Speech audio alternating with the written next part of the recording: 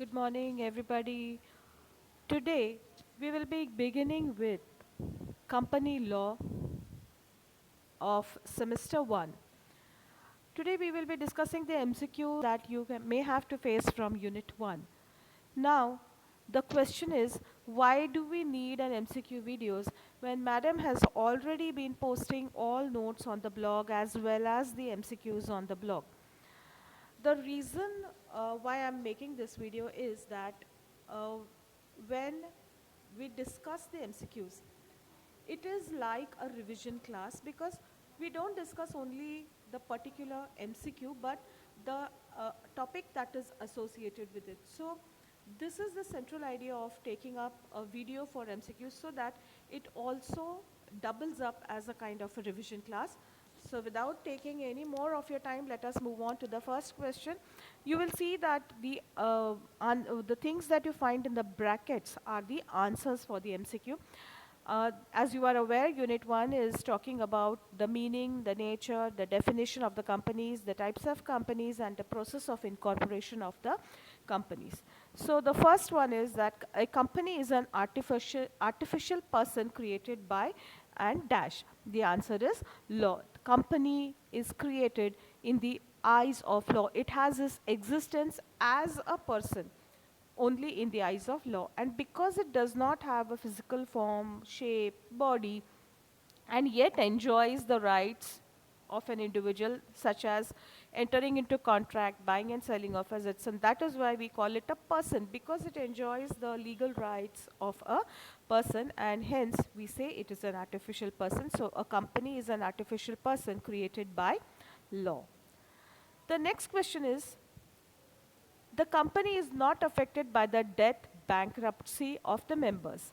This is the concept of, and the answer is separate legal entity. When we say it is a separate legal entity, it means it has its existence distinct from the members. What happens in the life of members? They die, they become bankrupt, they are insolvent, will not affect the manner in which the company is working because it is a separate legal entity. It has a separate legal existence distinct from its members. So this is the answer, separate legal entity. The next question is, the company can be dissolved only by law. Like, yes, if it is created by law, it can be dissolved only by law, and it doesn't die a natural death because it is not a natural person. So it can be dissolved only by law, and this is the concept of perpetual existence. It continues to live. To live in the sense it continues its business. It continues to operate irrespective of whether the directors die or the shareholders die or they become bankrupt. It will continue until it is decided to dissolve or wind up the company. So this is the concept of perpetual succession. The next question is that the company is, yes, we have already discussed this, it is given the status of a person because it enjoys the legal rights of a person, and this is true. Next, there is a fictional wheel between the company and its members, and it is called, this wheel is called the corporate wheel.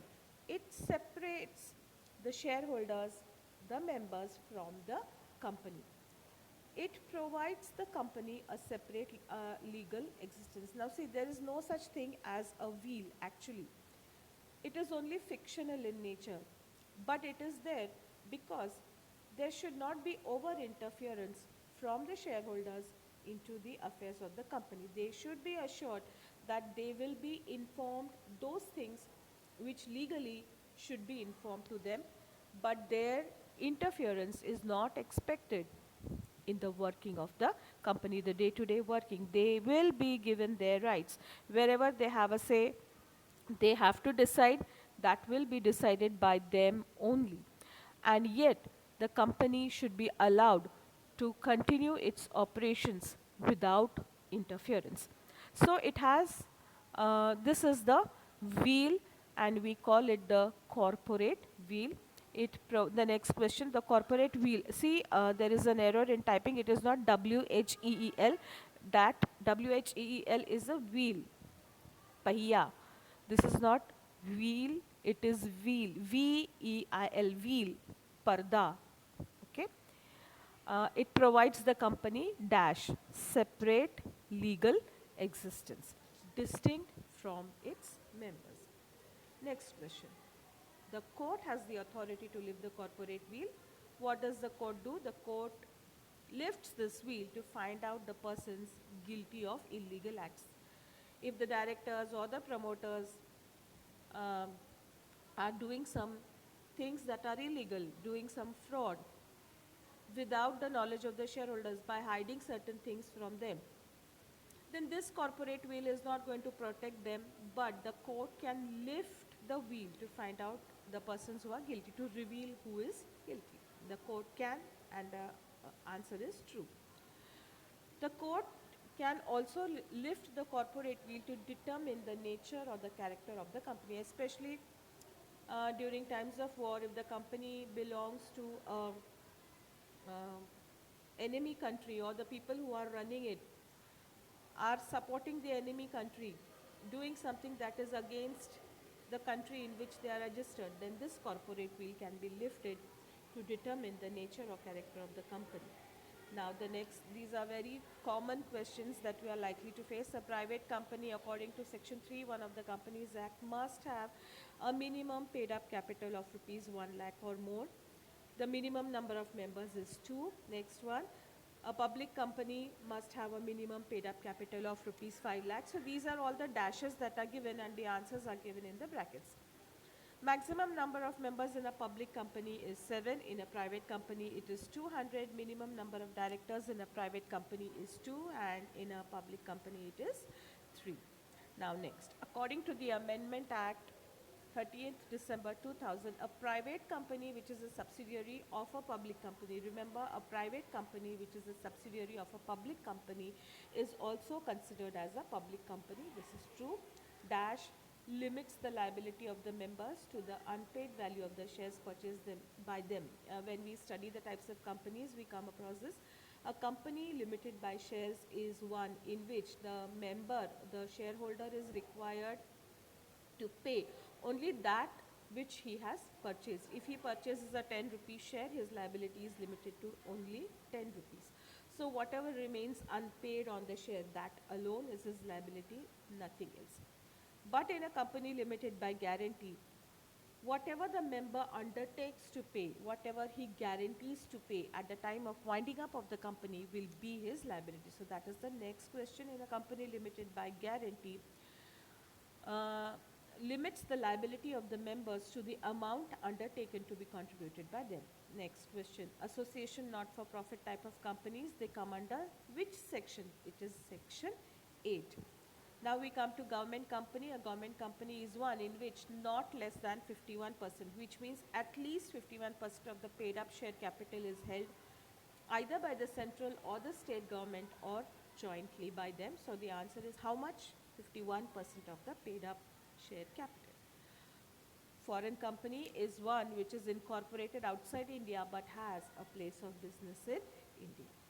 Now we come to the next type, that is the holding and the subsidiary company. The holding company holds at least 51% of the shares of the subsidiary company. See, when a particular company holds 51% of the shares of another company, it can configure the board of directors of the subsidiary company because it has 51% of the voting power. When we talk of ownership, what is it? Ultimately, it is the voting power, which means that this company, which holds 51% of the shares of the subsidiary company, can affect, can uh, um, influence how the board of directors of that company will be configured, who will be on the board. Now we have another question which says, put the following stages of the incorporation of the company in correct order. The stages are all jumbled up. What is the correct order? The formation of the company begins with the promotion. So that is the first stage.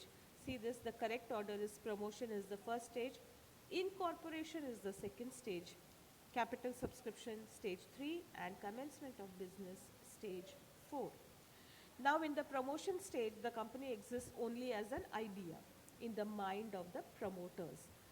A promoter is the one who envisages the idea of a company. He has something which he thinks can be developed into a viable business option. So, in the promotion stage, he does all this investigation to decide whether what he thinks can be executed. Can it be developed into a viable business option? So, this is true. It exists only as an idea, and only later on in the promotion stage is that idea explored. Investigation to discover if the idea can be developed into a viable option, business option, is done by the promoters. All preliminary work is done by the promoters. So the next question is assembling of resources, finance and record keeping prior to incorporation is done by the promoter. Contracts entered prior to incorporation are called preliminary contracts. Now remember that even before a company is incorporated, a company's legal existence only begins from the date of incorporation. Now, even before the company is incorporated, the promoter may have to enter into certain contracts for the company, which he will enter into, but after the company is incorporated, those contracts will have to be ratified by the company. To ratify means to make good.